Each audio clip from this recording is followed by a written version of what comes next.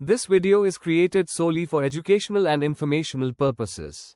The content is designed to help learners understand financial concepts, regulations, certification syllabi, such as NISM modules, and related academic frameworks.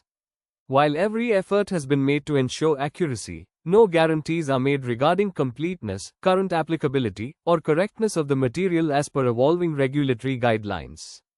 The presenter is not affiliated with NISM, SEBI, or any regulatory body, and the content should not be treated as official or endorsed study material. It is a supplementary aid, meant to support individual exam preparation and general understanding. Always refer to the official handbook, circulars, or source material provided by the concerned certification or regulatory body before making professional or exam-related decisions. Copyright Sarvadhikar Copyright, 2025. Manish Kumar, Ensuring Success. All rights reserved. No part of this video, including visuals, text, explanations, voiceover, or presentation, may be copied, modified, reproduced, or redistributed in any form without express written permission. Sharing the video via its original YouTube link for non-commercial learning is allowed and encouraged. However, re-uploading, mirroring, or commercial use of this content is strictly prohibited.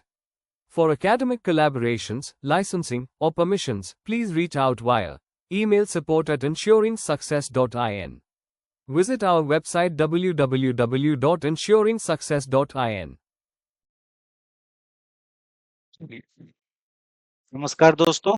और आइए हम लोग बात करते हैं chapter 1 के section 1.4 important qualities of a research analyst. तो qualities के ऊपर हम लोगों ने सेक्शन 1.1 पे थोड़ा ज्यादा बातचीत कर लिया था। तो इस वीडियो में हम लोग उसको समराइज करेंगे एंड बुक में सेक्शन 1.4 में जितनी चीजों को कवर किया गया है वो हम लोग यहाँ पे कवर करने की कोशिश करेंगे। आइए शुरू करते हैं। Starting, why quality matter in a research analyst. Qualities की जरूरत है हर प्रोफेशन में, रिसर्च एनालिस्ट कोई एक्सेप्शन नहीं है। और सेबी रेगुलेटेड रिसर्च एनालिस्ट एक अलग तरह की रिस्पॉन्सिबिलिटी है।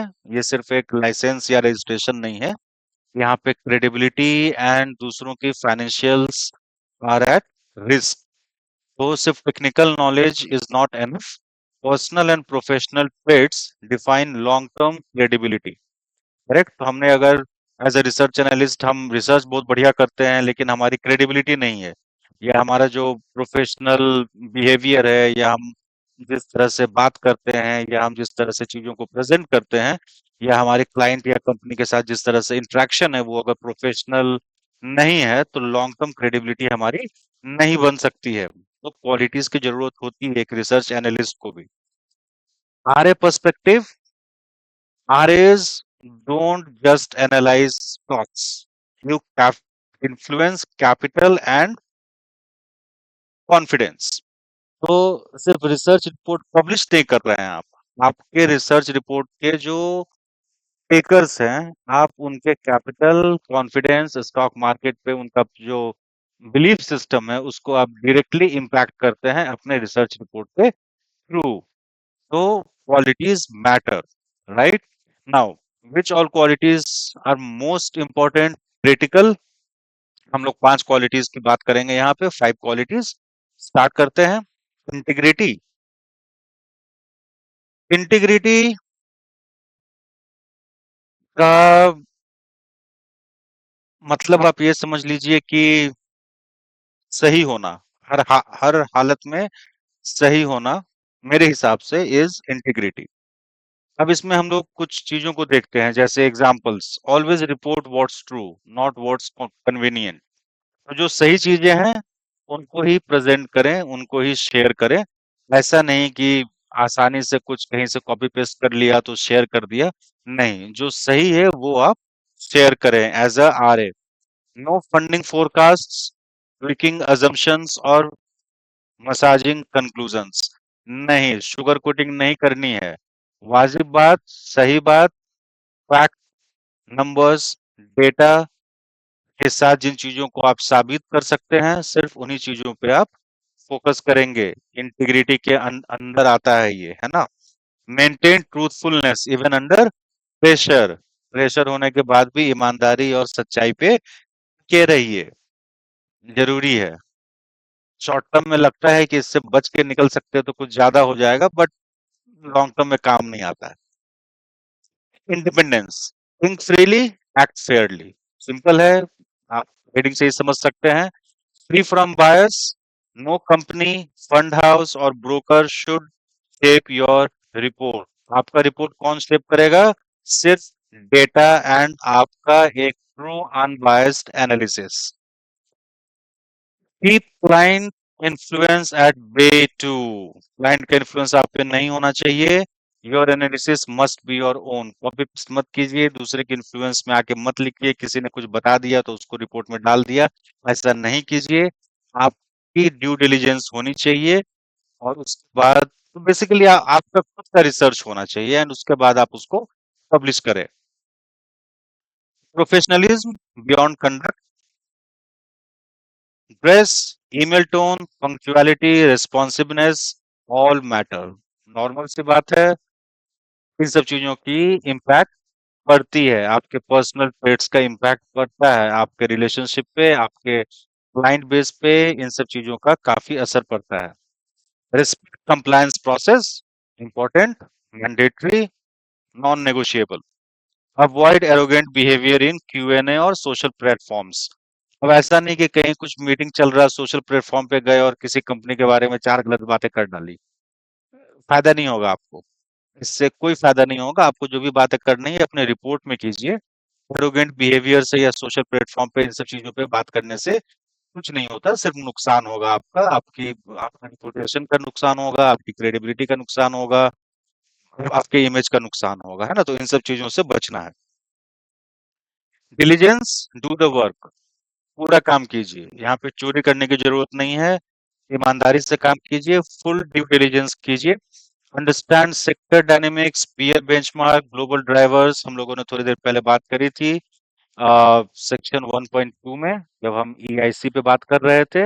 इस पे आगे चल के और हम लोग ज्यादा चैप्टर 5, 6, 7 वगैरह में इस पे ज्यादा डिटेल में बातचीत होगी कि आगे काम करना कैसे है। Fact check company claims, company ने कुछ भी कह दिया उसे आप छाप नहीं देंगे, उसका आप फैक्ट चेक करेंगे कि उन्होंने जो कहा वो सही है या गलत, based on the data available in public domain. Deep research, cross verification, multiple sources, simple है, डीप रिसर्च कीजिए, डेटा को एक दूसरे जगह से क्रॉस वेरीफाई कीजिए, जस्ट टू इंश्योर कि वो डेटा सही है, वो इंफॉर्मेशन सही है, एंड मल्टीपल सोर्सेस से वैलिडेट कीजिए। Objectivity, no emotion, only evidence, भावनाओं की यहाँ कोई जरूरत नहीं है, कोई जगह नहीं है। आप सिर्फ वही उन्हीं चीजों पे फोकस कीजिए जिनको आप प्रूव कर सकते हैं, करेक्ट? एंड प्रूफ आप कैसे करेंगे? मन की भावनाओं से नहीं, बल्कि डेटा से। तो stay neutral during good and bad market phases, stick to models, valuation logic and real metrics, simple है। अवॉइड गेटिंग टू बुलिश और बियरिश इमोशनली, इमोशन की जरूरत नहीं है, बार बार कहना पड़ेगा। Again, as a research analyst भी ह्यूमन बीइंग है, बट ये रोल की ये डिमांड है कि आप बायस नहीं हो सकते, आप इमोशनल नहीं हो सकते, आपको डेटा ड्रिवन होना है ना? तो ये कुछ डिजायर्ड या मैंडेटरी, आप कह सकते हैं कि सर्वाइवल बेस्ड क्वालिटीज हैं, जो कि एक रिसर्च एनालिस्ट में बिल्कुल ही होनी चाहिए।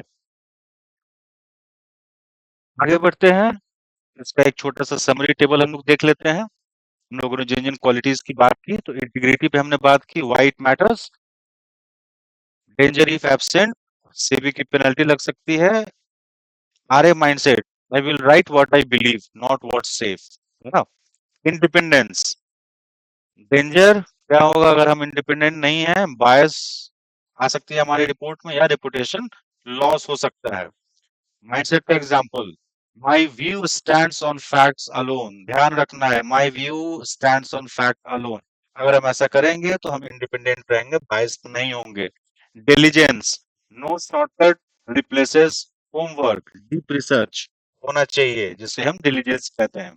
Objectivity, models is greater than mood, emotion की जरूरत नहीं है। जो डेटा कह रहा है वो इम्पोर्टेंट है, वही सच है। And professionalism, every action reflects my credibility. तो एथिकल होना, रिस्पेक्टफुल होना, कंसिस्टेंट बिहेवियर रखना, ये सब हमारी क्रेडिबिलिटी को स्टैब्लिश करती है मार्केट में। और उसके साथ हम देखते हैं लास्ट स्लाइड, इसमें एग्जाम ट्रैप्स है। इसमें क्या है, an R A must make recommendations that match client view. बिल्कुल गलत। क्लाइंट व्यू से हमें कोई लेना देना नहीं है। हमारा जो रिकमेंडेशन है, it must be independent. Forecasting high returns is okay if done professionally. नहीं, गलत है, हम ऐसे नहीं कर सकते। Misleading, lack of integrity. Diligence is optional for experienced analyst. ऐसा कुछ नहीं है, कितने भी एक्सपीरियंस्ड हो जाइए आप, आपको हार्ड वर्क करना पड़ता है। एंड जो डिलीजेंस है, जो डेटा एनालिसिस है, डेटा माइनिंग है, वो आपको करना ही पड़ेगा। एक्सपीरियंस का यहाँ कोई लेना देना नहीं है। And fourth, professionalism is only about research quality. सिर्फ लिखी हुई बात नहीं है ये एक्चुअली है। Broader includes behaviour, communication and ethics. तो ये चीजें हैं। और इनका आप ध्यान रखिए, एग्जाम में इन पे घुमा फिरा के क्वेश्चंस पूछे जाते हैं। और इसके साथ ही चैप्टर 1 हम लोग कंप्लीट करते हैं। अगेन, अगर आप अभी तक वीडियो देख रहे हैं तो आपका बहुत बहुत धन्यवाद। आप हमारे फेसबुक ग्रुप को भी ज्वाइन कर सकते हैं, वहां पे एमसीक्यूज अपलोड होते रहते हैं। धन्यवाद। मिलते हैं चैप्टर 2 में।